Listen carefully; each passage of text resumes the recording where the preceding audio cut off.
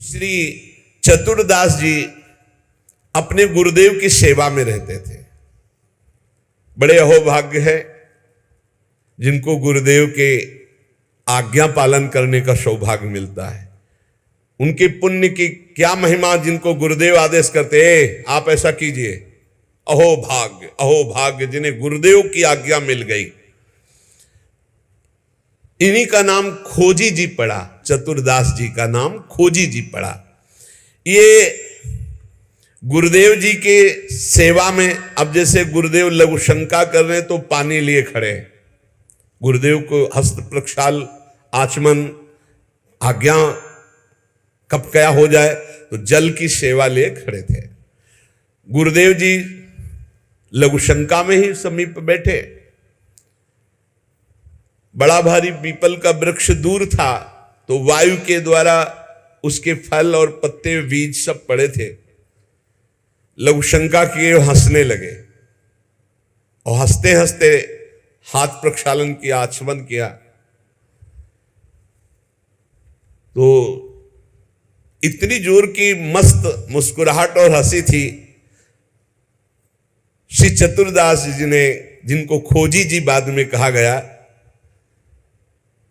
आचमन करा रहे तो कहा, गुरुदेव कोई मधुर प्रसंग प्रभु का याद आया या कोई घटना घटी? आप बहुत मुस्कुरा रहे हैं, बहुत हंस रहे हैं इस समय, बाह्य प्रसंग तो कोई ऐसा है नहीं। कहा, तू कैसा शिष्य है रे? सेवा में रहता है, मेरी हंसी का कारण नहीं जान पाया?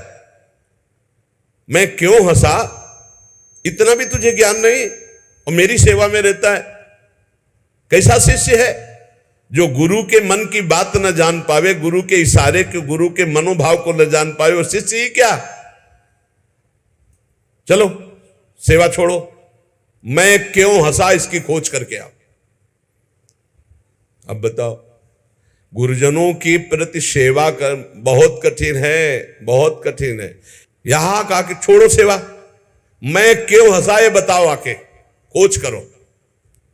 अब गुरु आज्ञा, तुम्हारी बुद्धि अब सेवा के अधिकारी नहीं, यदि तुम ये नहीं जान सकते मैं क्यों हंसा। हंसे गुरु जी और फंसे चेला जी। आप समझो, आप मतलब कितना कठिन विषय है गुरु सेवा, बहुत कठिन।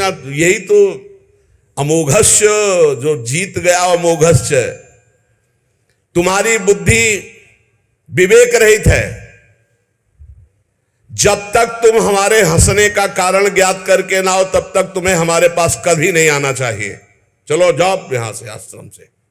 हमारे मन की बात जब जान जाओगे कि मैं क्यों हंसा, उसका कारण सही बताओगे आकर के, और जो मैं मन में सोच रहा था तो फिर सेवा में रख लूंगा, तब मैं मानूंगा कि तुम मेरे सच्चे शिष्य हो और सेवक हो। साष्टांग दंडवत किया, जो आज्ञा गुरुदेव।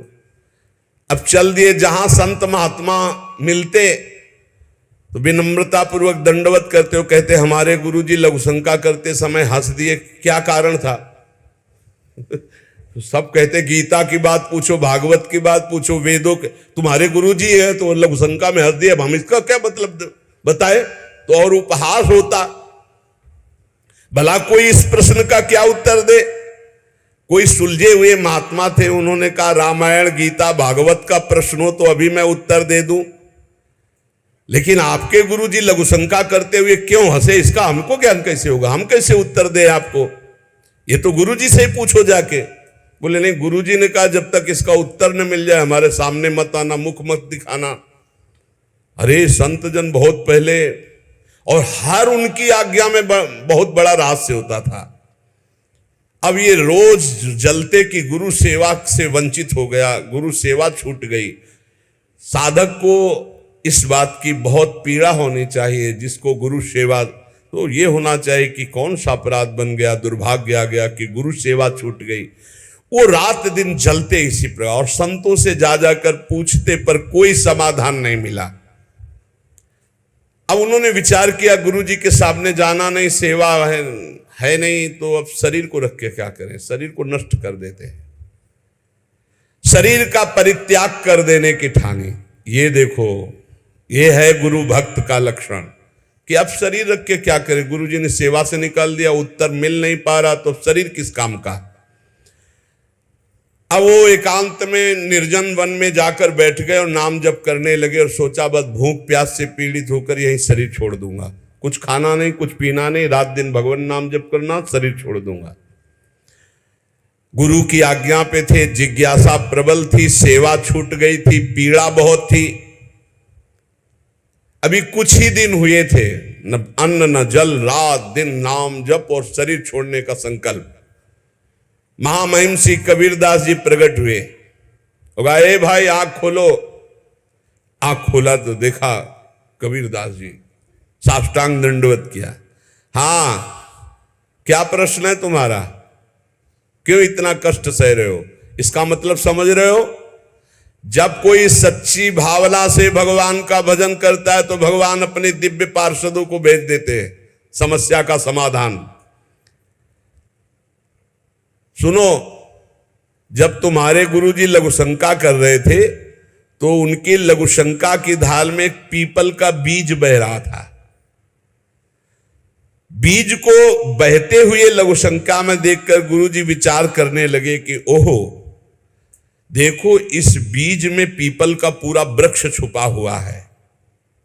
लेकिन जब ये बीज पीपल में था तो कितना बंदनीय और कहां सुव्यवस्थित था, और जब ये पीपल से अलग हुआ तो लघुशंका में बह गया। इसका मतलब पीपल का वृक्ष साक्षात ब्रह्म है और उसका अंश जीव है। जीव जब अविद्या के कारण ब्रह्म से अलग हो जाता है तो मलमूत्र के द्वारों में बह जाता है आसक्ति होकर, और अगर वो ब्रह्म से जुड़ा रहे तो वो ब्रह्म में पूजनीय और ब्रह्ममय हो जाता है। ब्रह्मविद ब्रह्मयु भवति, कबीरदास जी ने व्याख्या करके बताई कि जब वो ब्रह्म से जुड़ा रहता है तो ब्रह्ममय रहता है, जब ब्रह्म से अलग हो जाता है तो मलमूत्र के शरीर में आसक्त होकर मलमूत्र के द्वारों के भोगने में पूरा जीवन नष्ट कर देता है। जीवात्मा जब प्रभु से विमुख हो जाता है तो उसकी यही दुर्गति होती। जैसे पीपल के वृक्ष से फल से वो बीज अलग हो गया तो लघुशंका के प्रवाह में बह गया, और नहीं तो इतना महान वृक्ष उसमें छिपा हुआ है कि अगर उसे सुव्यवस्थित किया जाए। जीवात्मा जब भगवान से विमुख हो जाता है तो भव प्रवाह में मलमूत्र के द्वारों में बहने लगता है। कैसे? गर्भाशय में गया तो मलमूत्र के द्वार जहां है वहीं गया, और मूत्र के द्वार से ही तो गया। जीवात्मा का सृजन कैसे हुआ? मूत्र द्वार से ही हुआ, और है कहां? गर्भाशय के आसपास मलाश्रय, मूत्राश्रय। जीव जबते हरिते बिलगान्यो तबते देह गेह निज जान्यो, माया बस स्वरूप बिसरायो ते भ्रमते दारुण दुख पायो। जैसे बीज में वृक्ष तथा वृक्ष में बीज मूल रूप से विद्यमान है, उसी प्रकार से परमात्मा समस्त जगत में और जगत में परमात्मा विराजमान है। परमात्मा में सारा जगत और जगत में परमात्मा विराजमान है। पर जब जीव भगवान से विमुख हो जाता है तो ऐसे ही मलमूत्र के द्वारों में भटकता रहता है।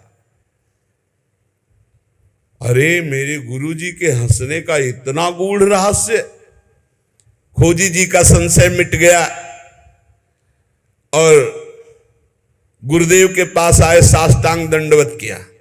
उनका उत्तर कहा, गुरुदेव महामहिम श्री कबीरदास जी ने ऐसा ऐसा ऐसा बताया।